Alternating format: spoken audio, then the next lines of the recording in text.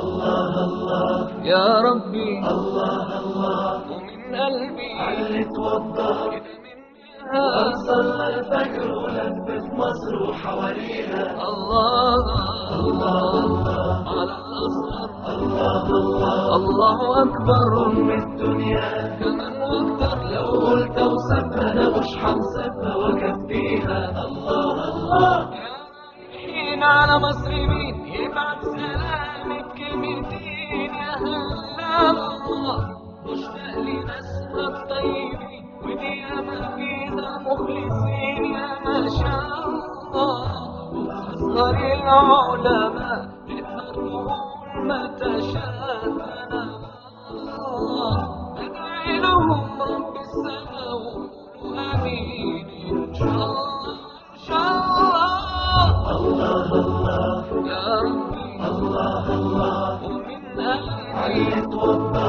كده مني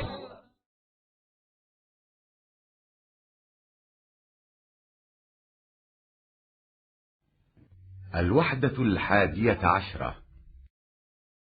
الدرس 61. استمع إلى الحوار. الحوار: كيف تفهم الإسلام فهما صحيحا؟ أريد أن أسألك عن الإسلام، هل يضايقك ذلك؟ يسعدني ذلك وأرحب بأسئلتك. هل كان نبيكم محمد أميا لا يقرأ ولا يكتب؟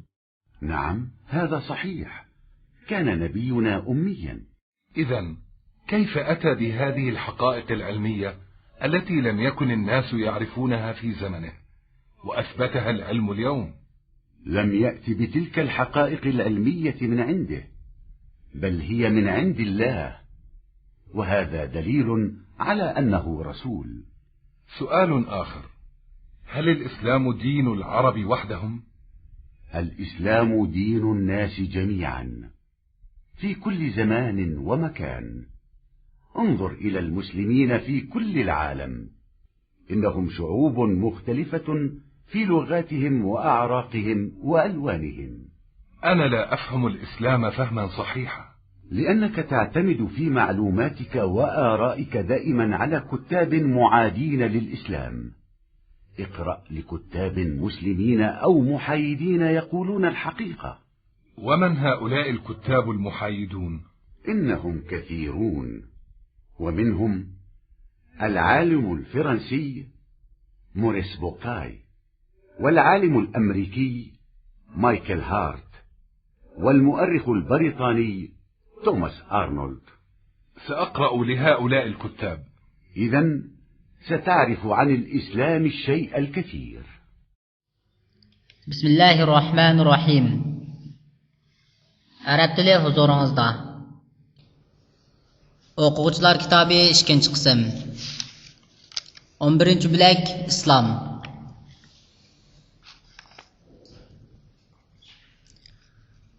Birinchi dars: Islomni to'g'ri ravishda qanday tushunsiz? Sizdan islom to'g'riliq so'ray degandim. Sizga malollik bo'lib qolarmi? Xo'shallik bilan savol so'rashingizni qarshi olaman. Payg'ambarlar Muhammad o'qiy olmaydigan, yoza olmaydigan savodsizmidi? Shundoq. To'g'ri. Payg'ambarimiz savossiz edi. Undaqda kishilar o'z zamonida bilolmagan, bugungi kunda ilm-fan isbotlagan mushu ilmiy haqiqatlarni qanday qilib kelgandi? U ilmiy haqiqatlarni o'z yenidan ilib kelmagan, balki ular Alloh tarafidandir.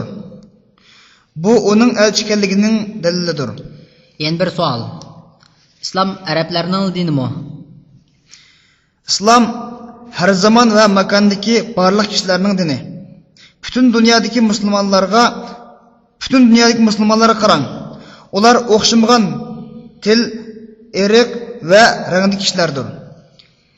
Men islomni to'g'ri ravishda tushunmayman.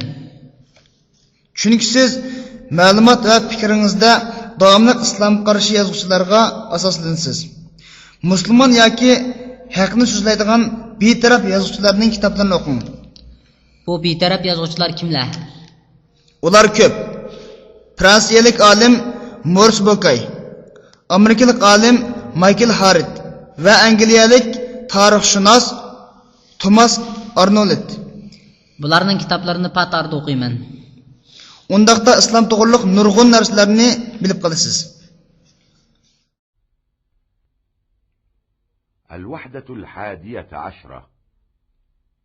الدرس 62.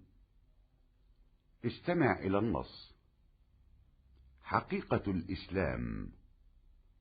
الإسلام دين التوحيد، لا إله إلا الله محمد رسول الله، الذي بعث الله به الرسل جميعا، وأولهم نوح عليه السلام، وآخرهم محمد صلى الله عليه وسلم.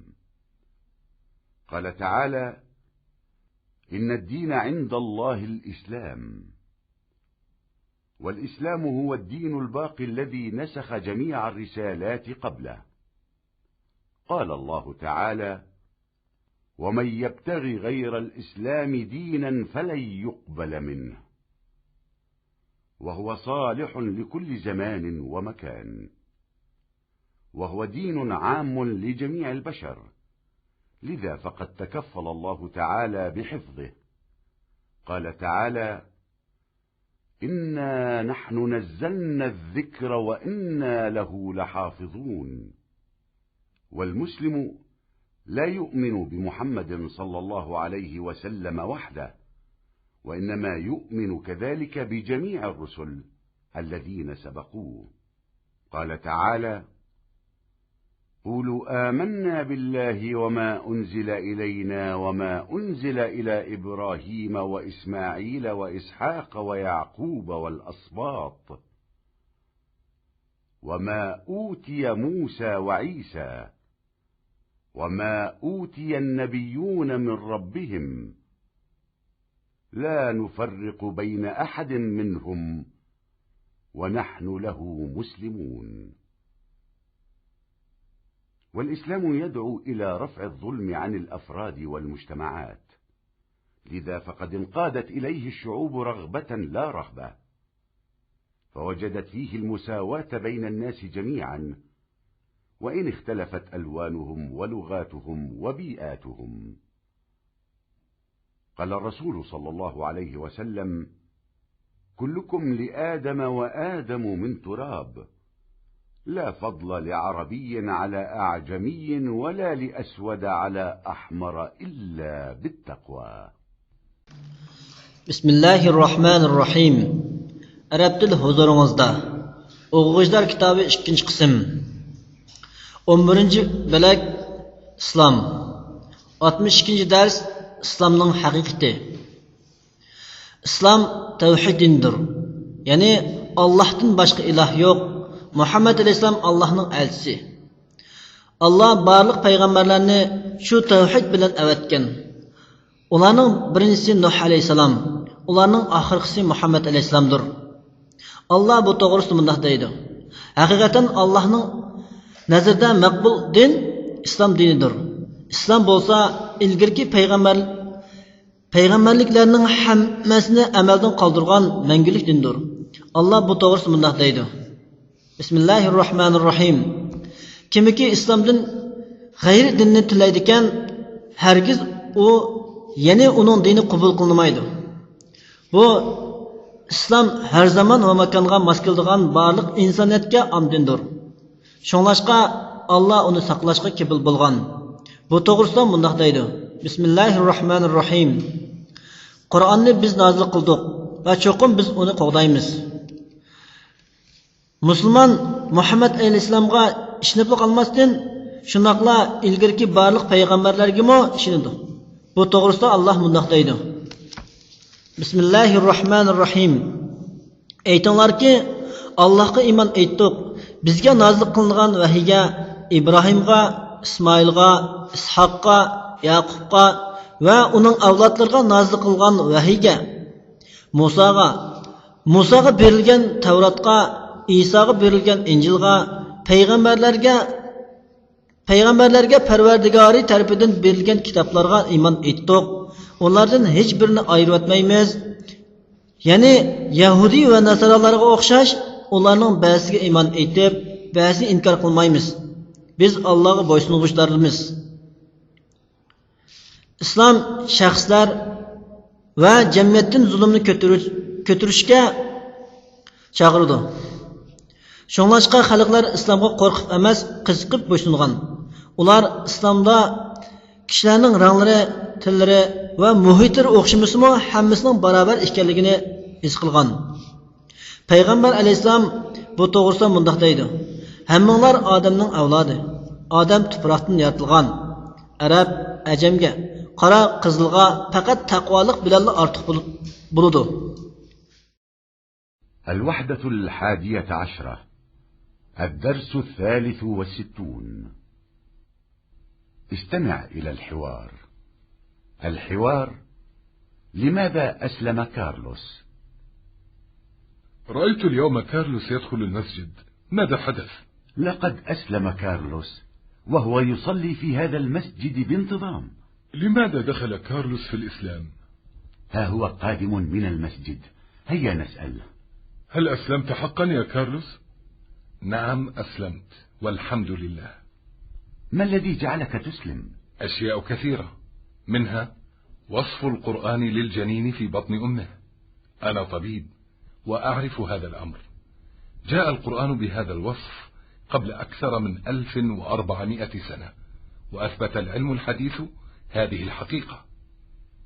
وهل هناك أسباب أخرى جعلتك تسلم؟ نعم، فالإسلام يدعو إلى الصدق والأمانة والعدل والمساواة والسلام وعبادة رب واحد. لقد أسلمت بعد قراءات عديدة ودراسات عميقة. أعرنا بعض الكتب والدراسات التي قرأتها. بكل سرور، فلدي كتب كثيرة عن الإسلام. هل هي موجودة الآن؟ نعم، تفضلا معي إلى البيت لنتناول بعض القهوة ونتحدث عن الإسلام وأعطيكما الكتب. هيا بنا. بسم الله الرحمن الرحيم. Arab tili huzuringizda. O'quvchilar kitobi 2-qism. 11-bo'lak Islom. 63-dars. Karlos nima uchun musulmon bo'ldi? Bugun Karlosning masjidga kirayotganligini ko'rdim. Nima ish bo'pti? Karlos musulmon bo'libdi. U mushu masjidda muntazam namoz o'qiyotdi. Karlos nima ish islomga kirdi? Mana u masjid tarafdan kelyotdi. Jura, uni so'rab boqaylik. Karlos, rostdan musulmon bo'ldingizmi? Shundoq. Musulmon bo'ldim. Alhamdulillah. Musulmon bo'lishingizga nima sabab bo'ldi? Nurg'un ishlar sabab bo'ldi. Ularning biri Qur'onning qonning qurishidagi to'ralamini sifatlashi. Men bo'lsam doktor. Bu ishni bilaman. Qur'on Karim bu sifatni 1400 yil ilgari ilib keldi. Yangi ilm fanmi bu haqiqatni isbotladi.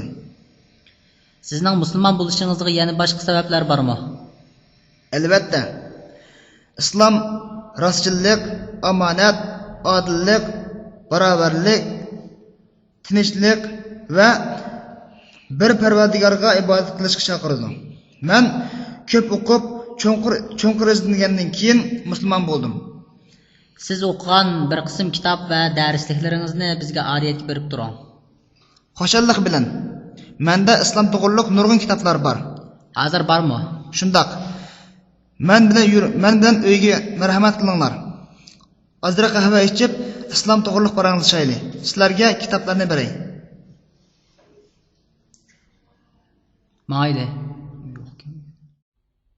الوحدة 11 الدرس 64 استمع إلى النص. أركان الإسلام 5. قال الرسول صلى الله عليه وسلم: بني الإسلام على 5: شهادة أن لا إله إلا الله وأن محمد رسول الله وإقام الصلاة وإيتاء الزكاة وحج البيت وصوم رمضان. وهذا تعريف بأركان الإسلام. الركن الأول الشهادتان لا إله إلا الله محمد رسول الله، وهما مفتاح الدخول إلى الإسلام، فمن قالهما فقد دخل في الإسلام. الركن الثاني الصلاة، وهي عمود الدين. قال صلى الله عليه وسلم: رأس الأمر الإسلام، وعموده الصلاة، وذروة سنامه الجهاد في سبيل الله. وهي أول ما يحاسب عليه العبد يوم القيامة. قال صلى الله عليه وسلم: أول ما يحاسب عليه العبد يوم القيامة الصلاة، فإن صلحت صلح سائر عمله، وإن فسدت فسد سائر عمله. والصلوات 5: صلاة الفجر والظهر والعصر والمغرب والعشاء. وللصلاة أوقات معينة. قال تعالى: إن الصلاة كانت على المؤمنين كتابا موقوتا. الركن الثالث الزكاة، وهي ما يخرجه المسلم من المال إلى الفقراء. قال تعالى: خذ من أموالهم صدقة تطهرهم وتزكيهم بها. الركن الرابع الصيام، وهو أن يترك الإنسان شهوتي البطن والفرج من الفجر إلى غروب الشمس. قال تعالى: يا أيها الذين آمنوا كتب عليكم الصيام كما كتب على الذين من قبلكم لعلكم تتقون.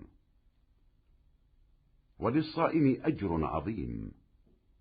قال رسول الله صلى الله عليه وسلم: من صام رمضان إيمانا واحتسابا غفر له ما تقدم من ذنبه. الركن الخامس الحج، ويكون في مكة لأداء المناسك. قال تعالى: ولله على الناس حج البيت من استطاع إليه سبيلا.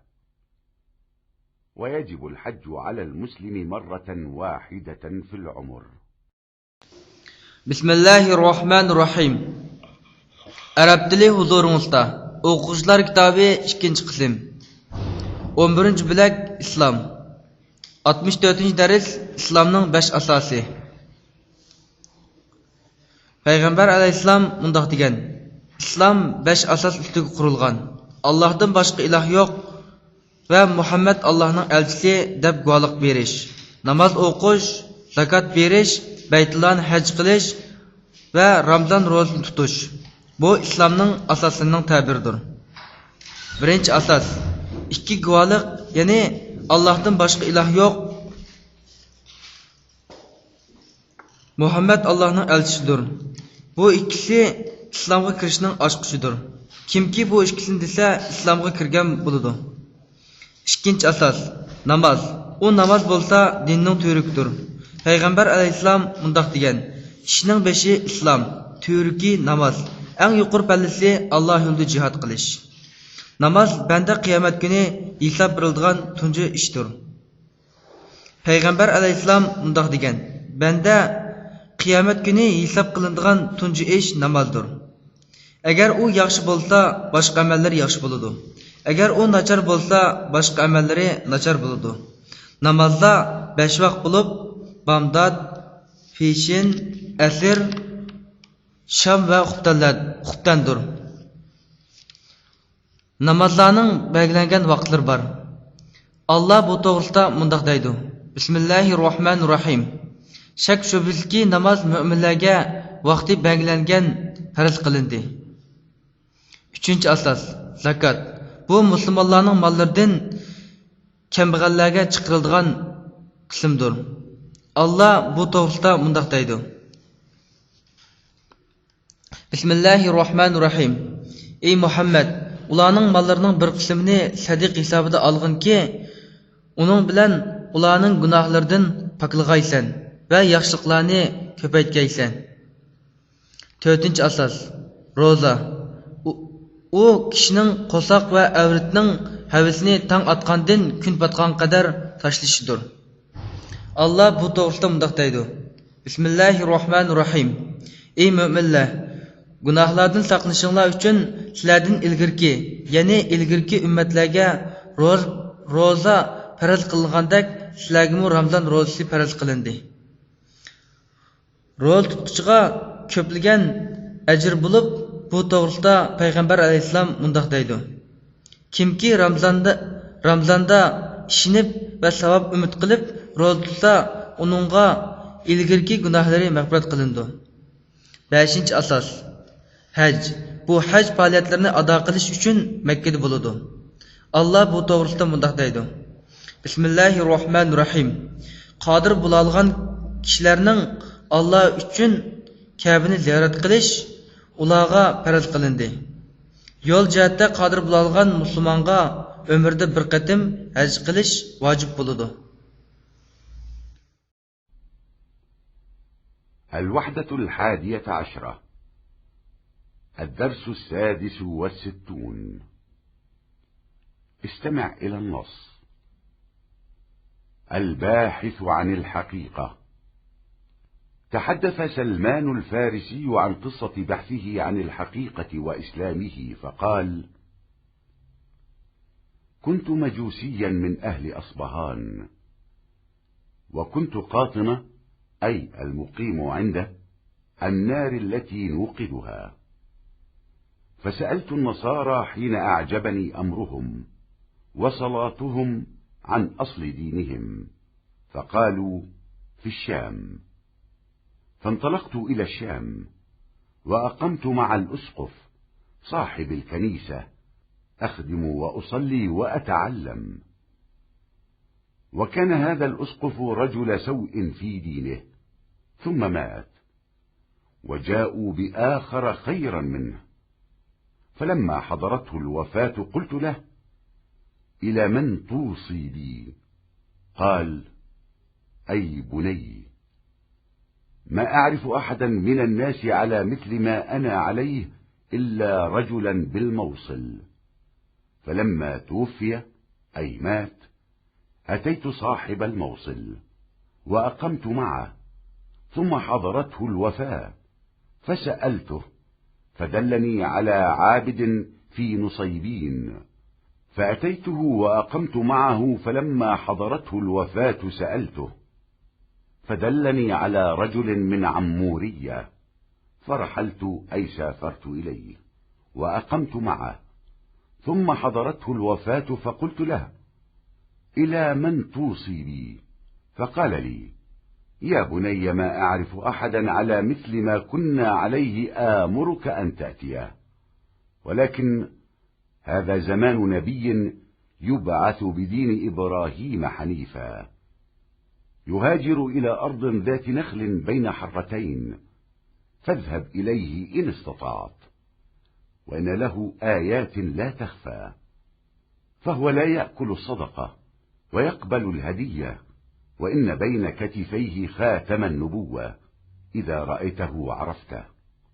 ومر بي ركب، وذهبت معهم حتى وصلوا إلى وادي القرى، فظلموني وباعوني إلى رجل من يهود، فباعني إلى رجل من يهود بني قريظة، ثم خرج بي حتى قدمت المدينة، فوالله ما هو إلا أن رأيتها، حتى أيقنت أنها البلدة التي وصفت لي، وأقمت معه أعمل له في نخله في بني قريظة، حتى بعث الله رسوله، وحتى قدم المدينة ونزل بقباء.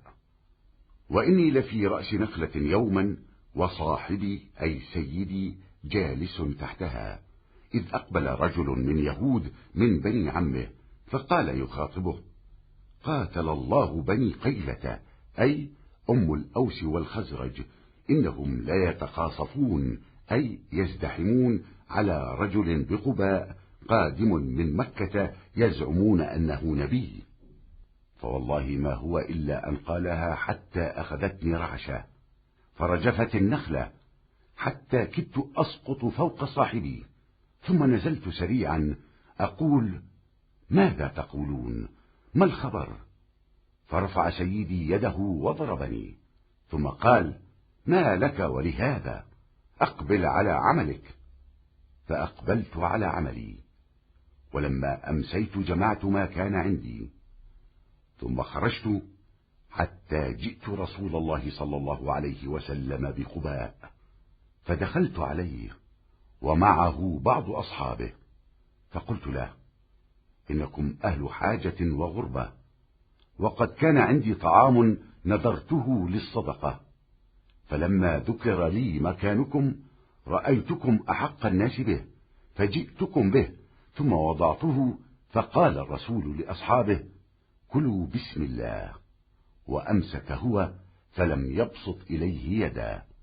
فقلت في نفسي: هذه والله واحدة، إنه لا يأكل الصدقة.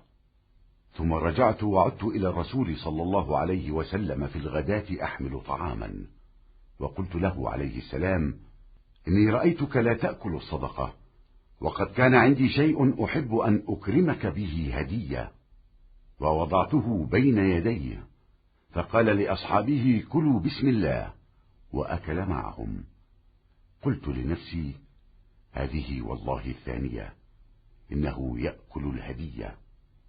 ثم رجعت فمكثت ما شاء الله، ثم أتيته فوجدته في البقيع قد تبع جنازة وحوله أصحابه، فسلمت عليه، ثم عدلت لأنظر أعلى ظهره، فعرف أني أريد ذلك، فألقى بردائه عن كاهله، فإذا العلامة بين كتفيه خاتم النبوة كما وصفه لي صاحبي. فأكببت عليه أقبله وأبكي، ثم دعاني عليه الصلاة والسلام، فجلست بين يديه فحدثني حديثي كما أحدثكم الآن، ثم أسلمت. Bismillahirrahmanirrahim. Arab tili huzuringizda. O'quvchilar kitobi 2-chi qism. 11-chi bo'lak Islom. 66-chi dars Haqiqatni izdiguvchi.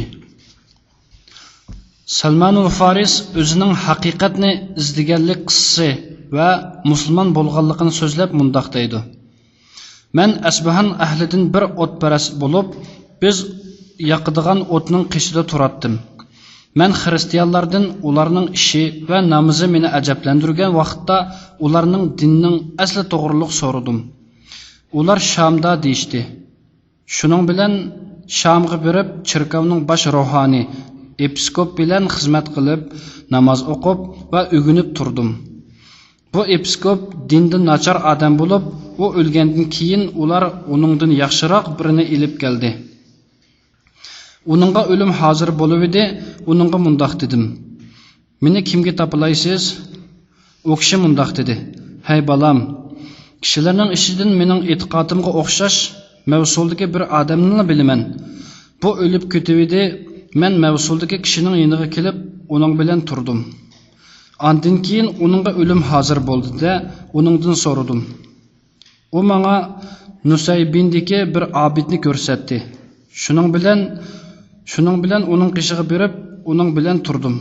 Uningga o'lim hozir bo'lib edi, uningdan so'radim. Menga Amuriylardan bir kishini ko'rsatib qo'ydi. Shuning bilan uning qishiga safar qilib, shu kishi bilan birga turdim. Shundan keyin uningga o'lim hozir bo'lib edi, uningga meni kimga topilaysiz dedim. U kishi menga mundaq dedi: "Balam, sizni berishga buyrug'dek bir bizning ishimizda, bizning e'tiqodimizga o'xshash biror odamni bilmayman. Biroq bu Ibrohim alayhisalomning to'g'ri dini bilan avatiladigan ikki tosh o'ttirisidagi xurmaliq zaminga hijrat qiladigan payg'ambarning vaqti. Agar qodir bo'la olsangiz, shuning qishiga bering. Uning ochiq alomatlari bor. U sadiqa yemaydi. Sovg'a qabul qiladi. Uning ikki tog'iga o'tirisida payg'ambarlik tamg'isi bor. Uni ko'rsangizlar toniya olasiz. Mening qishimdan bir karvon o'tdi. Men shular bilan Vodil Quraga yetganga qadar billa bordim. Ular menga zulm qilib Yahudiylardan bir kishiga sotdi. O kishi meni Bani Qurayzining Yahudiylardan bo'lgan bir kishiga sotdi. Ondan keyin u meni ilib chiqib Madinaga keldim.